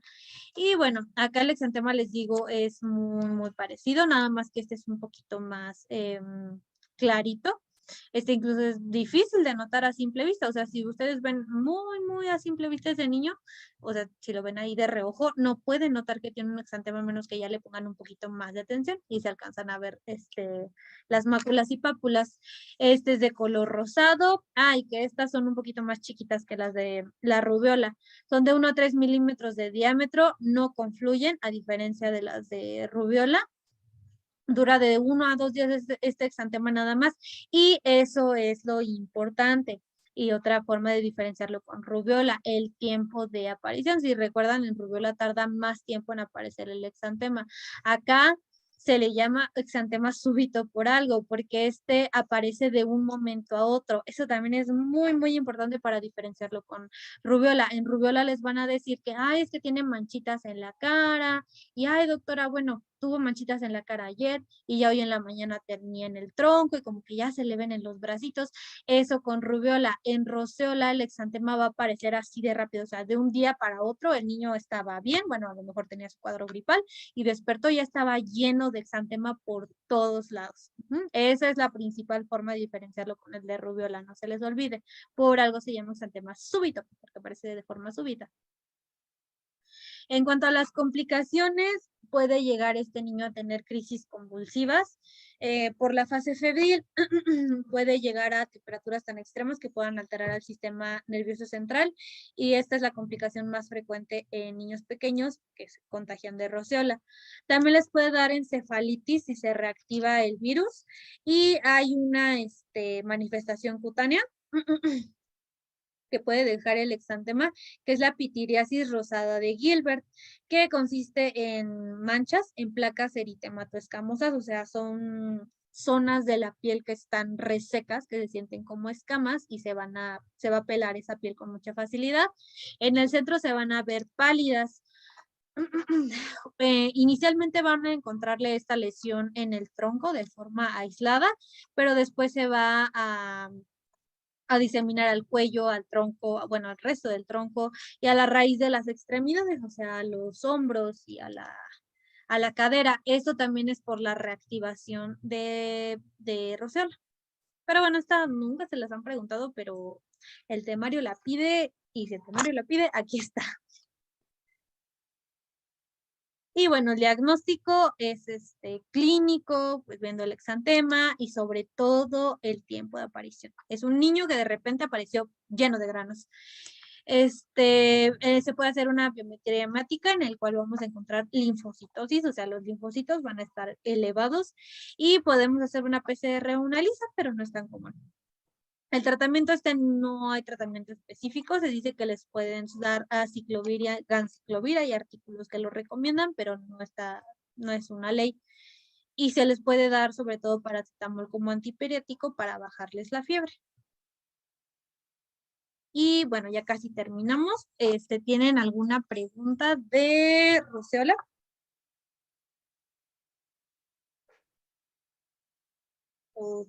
Claro. Todo bien. Ok, entonces vamos a continuar con parvovirus. Ya estos están súper simples. Ya solo falta parvovirus y parotiditis. Entonces, el parvovirus ya lo habíamos revisado brevemente cuando vimos gastro, pero acá nos vamos a centrar en el parvovirus B19. Este pertenece a la familia Parvoviridae y bueno, te va a dar una enfermedad exantemática, entre comillas, porque no es el exantema clásico que ustedes están imaginando. La familia Parvoviridae se caracteriza por virus desnudos y cosaédricos, como el que están viendo en la imagen, que tienen DNA monocatenario. La enfermedad que ocasionan se le conoce como eritema infeccioso o quinta enfermedad. Eso sí, sí, súper preguntable. Ajá. Entonces, parvovirus B19 ocasiona eritema infeccioso o quinta enfermedad. Hay 3 genotipos. Como epidemiología predomina en el mundo, rara vez causa una infección y hay otro que predomina en África. No se sabe, no están bien estudiados cuál es cuál, nada más se sabe que pues hay 3 serotipos pues más o menos que tienen estas características. Este virus solamente va a afectar al ser humano. La transmisión es por gotitas de flush, gotitas respiratorias, como casi todos los exantemáticos. También se puede dar por transfusiones de sangre. Este es resistente al calor y a detergentes y vamos a tener brotes en invierno y primavera. Entonces, como pueden ver, en cuanto a la epidemiología, no hay algo muy destacable, nada más que el parvovirus también es sobre todo en niños y adolescentes. Acá en los adolescentes sí es más frecuente que encontremos un cuadro de parvovirus que, no sé, un adolescente con sarampión. Y bueno, en cuanto a la replicación de parvovirus, acá el objetivo está muy interesante porque este virus lo que quiere es llegar a células precursoras eritroides, o sea, células que están destinadas a crear eritrocitos. Estas células precursoras eritroides, el parvovirus las quiere que estén en mitosis activa. Entonces, si el parvovirus va a destruir a estas células precursoras, nos va a dar algo llamado anemia aplásica, o sea, va a ser aplasia, va a destruir a células que están destinadas a crear otras células, que en este caso serían los eritrocitos. Entonces, si no tenemos precursores de los eritrocitos, vamos a tener a los eritrocitos muy bajos. La enfermedad va a ser por la destrucción de las células eritroides y la respuesta inmunitaria. Entonces, gracias a la destrucción de estas células eritroides, estos eritrocitos muertos van a tener una manifestación dermatológica que ahorita vamos a revisar con cómo se da el exantema. Pero bueno, acá tenemos el ciclo replicativo del virus, nada muy importante a lo que ya conocemos de que, bueno, pierden la envoltura, bla, bla. En fin, este virus va a ingresar a la vía respiratoria, en la sangre por transfusiones y va a infectar al hígado. en los niños. Entonces, en los niños vamos a tener hepatitis y va a atacar la médula ósea en los adultos. Entonces, lo que se explica de lo de la anemia aplásica, de la destrucción de células eritroides, es sobre todo en adultos. Bueno, que tenemos al virus en vías respiratorias superiores. Ay, trabo. Bueno, tenemos dos caminos. Puede tener la replicación local en la vía respiratoria, después se va a la sangre y de la sangre pues es lo que nos va a ocasionar el exantema y la artralgia, que es lo que se conoce como el eritema infeccioso o quinta enfermedad. De acá la viremia se puede regresar a la vía respiratoria y volver a replicarse en dicha vía respiratoria. Ahora, otro camino sería la replicación de estas células, perdón, de este virus en células precursoras eritroides en la médula ósea. Entonces, bueno, de acá de la médula ósea se pueden ir a la sangre y continuar este camino una vez más. Pero bueno, de acá de la médula ósea pueden quedarse el humano como hospedador si ya no se regresa a la sangre el virus y se queda acá en la médula ósea, somos hospedadores, pero ya no nos pasa nada. Si de acá de la replicación a la médula ósea se regresó a la sangre, ahora sí vamos a tener el eritema infeccioso. Y bueno, en cuanto al hospedador normal, sí somos portadores, sin embargo, ya podrán imaginarse que pues el daño ya está hecho porque ya tuvimos replicación en las células eritroides de la médula ósea. Entonces, no hay eritrocitos, va a bajar la hemoglobina y es cuando tenemos a un hospedador con anemia hemolítica crónica, que es cuando las células sanguíneas se están destruyendo.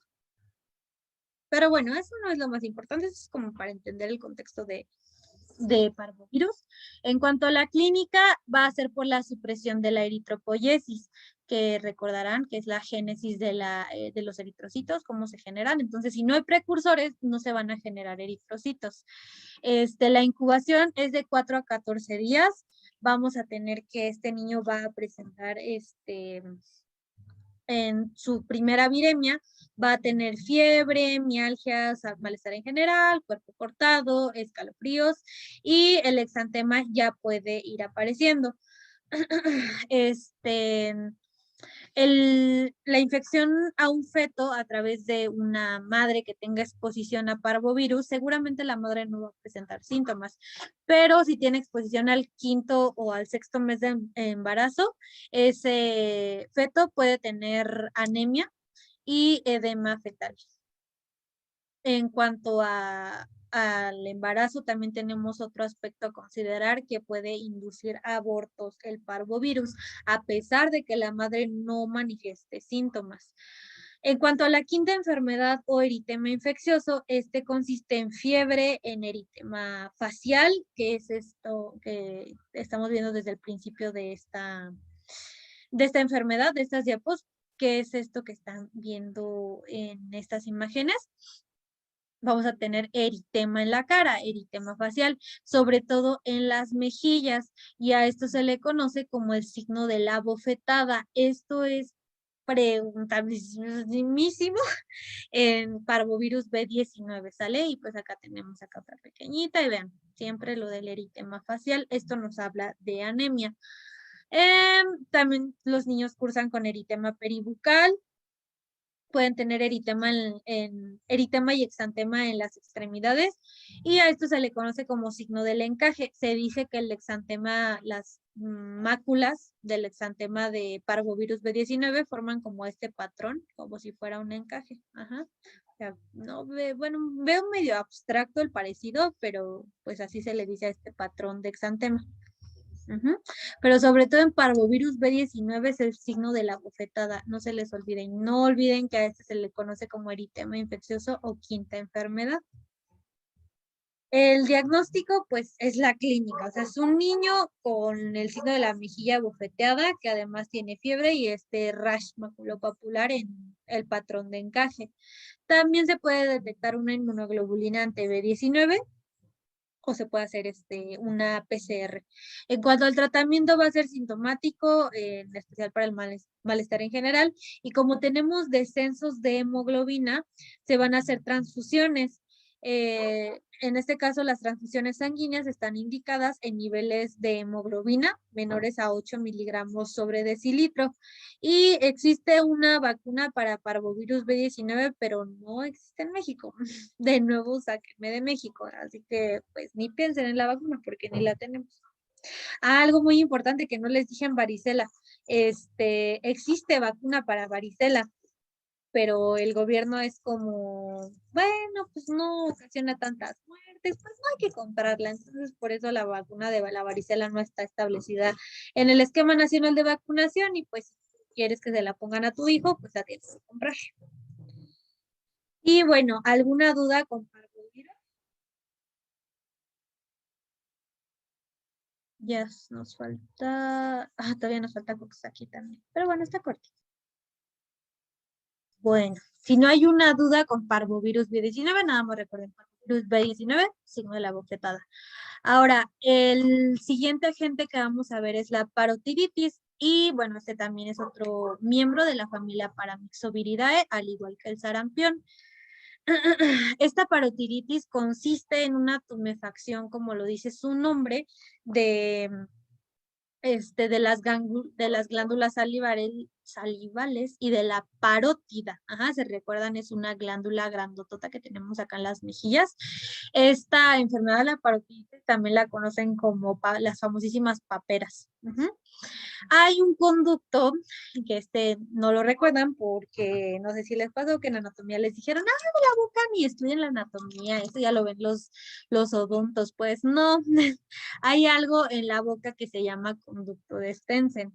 Este conducto de Stensen drena al drenaje linfático, valga la redundancia, y bueno, vamos a tener que este conducto de Stensen es el que va a diseminar de la glándula parótida a todo el sistema linfático. Bueno, este virus solamente afecta al humano. El 90% de los infectados son individuos que no son vacunados antes de los 15 años. Ajá. Recuerden, acá viene el tercer componente de la SRP, sarampión, rubiola, parotiditis.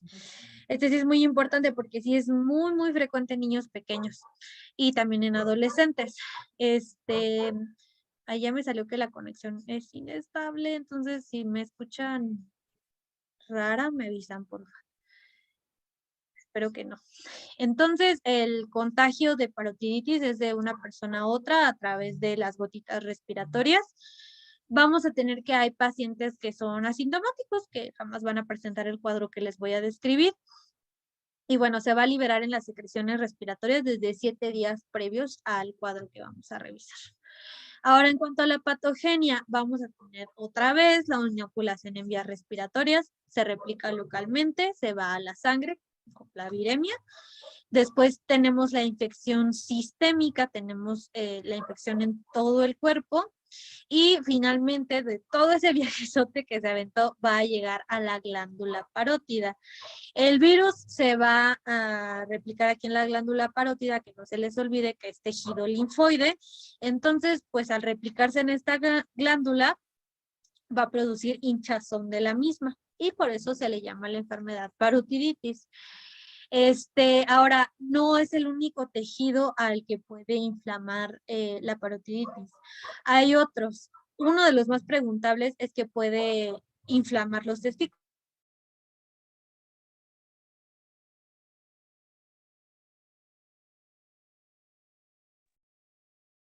Ok, chicos, me sacó por un momento, entonces voy a volver a proyectar. Si no escucharon algo, porfa, díganme. Ya decía yo que era demasiado bueno para ser verdad que no había tenido problemas con la conexión. Pero bueno, si no escucharon algo, porfa, me dicen para repetirlo. Entonces, como les decía, la parótida no es el único tejido al que va a invadir este virus. También puede invadir a los testículos y esto es sumamente doloroso, en eso nos habíamos quedado. Y esto se le llama epididimoorquitis. Esta es de las más preguntables, pero también puede llegar a los ovarios, a los nervios periféricos, al ojo y al oído interno.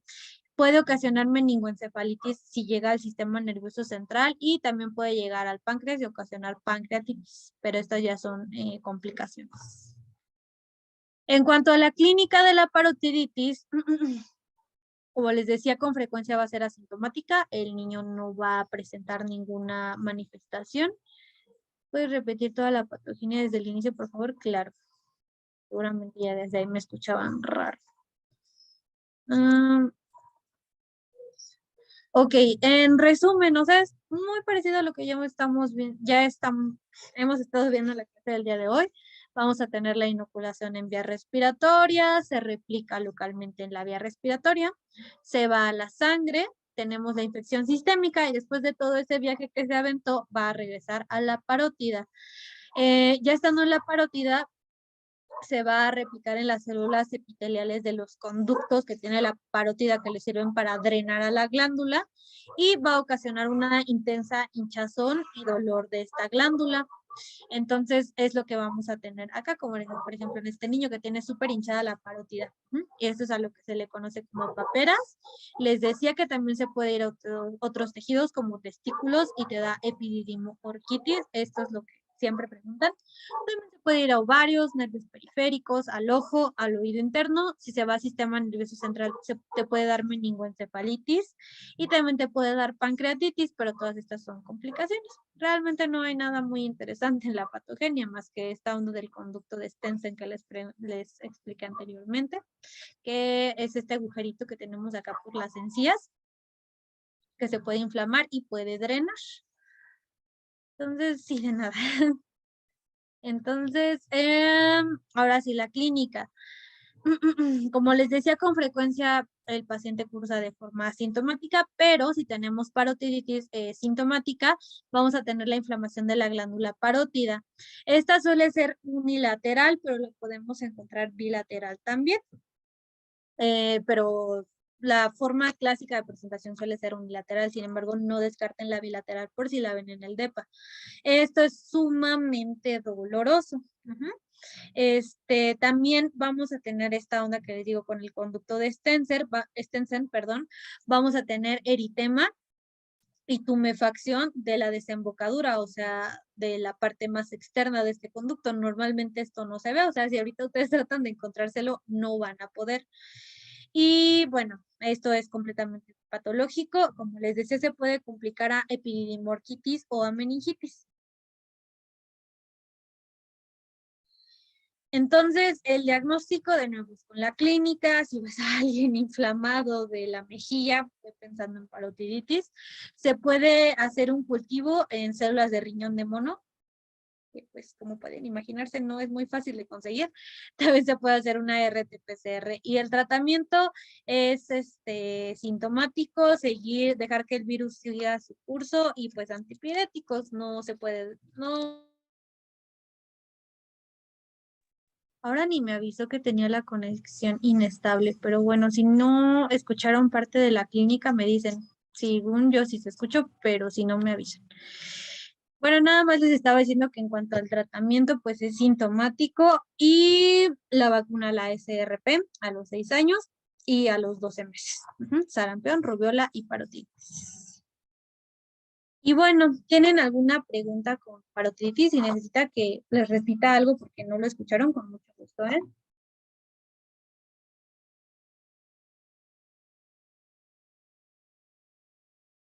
Ok, espero sigan despiertos. Ya nada más vamos a ver el Coxsackie-virus tipo A y ya, van a descansar el día de hoy. Entonces, el Coxsackie-virus tipo A es de la misma familia que el rinovirus, es de la Coronaviridae. Muy bien. Y bueno, no hay mucho que decir acerca de la patogenia del Coxsackie porque lo vamos a ver cuando veamos los herpes y el Epstein-Barr. Entonces ahorita no vamos a entrar en muchos detalles, nada más nos vamos a concentrar en la enfermedad dermatológica. En la clínica vamos a ver, déjenme mover tantito las... y ahí está, perdón. Entonces, En la clínica nos va a dar algo llamado enfermedad mano-pie-boca. Y literalmente me encanta esta enfermedad porque justo así se manifiesta. Vamos a tener manifestaciones en la palma de la mano, en la planta de los pies y en la mucosa oral. ¿Qué son estas manifestaciones o qué es lo que aparece? Bueno, primero van a ponerse rojitas, se van a poner eritematosas estas áreas. Y bueno, antes de pasar a eso, me salté la epidemiología. Suele ser en niños entre 6 meses a los 13 años. De hecho, en rotación apenas en infectología me tocó ver a una pequeñita de 7 meses, así que confirmo. Los brotes son en verano y en otoño, y justamente fue en otoño que vi a esta niña. Y bueno, el Coxsackie A16 es el más frecuente. La transmisión de Coxsackie es, aquí tenemos una oveja negra a lo que estamos viendo con los exantemáticos, porque aquí es con comida contaminada, puede ser fecal oral u oral oral con gotitas de flush o con secreciones salivales. Ahora sí, en la clínica vamos a tener un pródromo que dura de 2 a 4 días, vamos a tener fiebre de bajo grado, eso es muy importante, pero es prolongado, o sea, las mamás se empiezan a preocupar porque dura mucho la fiebre y no se la pueden bajar con nada y no desaparece a pesar de que no es muy alta. También con odinofagia, que es la dificultad para tragar, también tienen anorexia y dolor abdominal. Ahora sí, lo que nos trajo aquí, el exantema. Como les decía, primero se van a poner eritematosos las plantas de los pies, la boca y las palmas de las manos, y después va a aparecer el exantema. El exantema consiste en vesículas que son ovaladas en la región dorsal y lateral de los dedos, a diferencia de varicela. Varicela se supone que respeta palmas y plantas de los pies. Y bueno, van a aparecer estas vesículas, van a ser van a dar muchísima comezón y después estas vesículas se pueden ulcerar. Recuerden que una úlcera es una lesión con un tracto en la piel que no cicatriza. Y bueno, estas úlceras dolorosas suelen aparecer en el paladar, la lengua y los carrillos, que es la parte de hasta atrás de las encías. El exantema desaparece más o menos a los 5 a los 10 días. Es necesario mantener a ese pequeñito en vigilancia. Y bueno, nuevamente las vesículas de la mucosa oral son las que tienden a ulcerarse y estas son muy dolorosas para el paciente. Y bueno, acá tenemos las fotos de la enfermedad mano-pie-boca. Acá tenemos más que nada el eritema, pero recuerden que es más parecido a las vesículas que tenemos en la diapo anterior a estas. ¿Ok? Y bueno, básicamente eso sería todo con Coxsackie. ¿Tienen alguna pregunta para dejar de compartir? ¿Todo claro? Terminamos rápido. Ok, entonces si no tienen alguna pregunta, pues a los que ya se inscribieron al bloque de Mico, les estaré pasando la información esta semana. Si quieren apartar su lugar, así nada más de palabra, como para poner el pie en la puerta, pueden irme mandando mensaje. Recuerden que el costo de Mico es de 300 pesos. ¿Qué más? Tienen hasta el 18 de diciembre para hacer su pago. Y se me está olvidando algo. Y el repaso de Bacter va a ser esta semana. El de Viro lo vamos a dejar para una semana antes de que sea el de Viro, o sea, hasta diciembre. Que ya para entonces sabré que me quedé el internado, pero bueno, no dejo de pensar en eso. En fin, si no tienen más preguntas, nos vemos mañana. Descansen por hoy y espero les haya ido bien con Fisio. Bye. Gracias, bye. Bye. Gracias, Brenda, hasta luego. Gracias.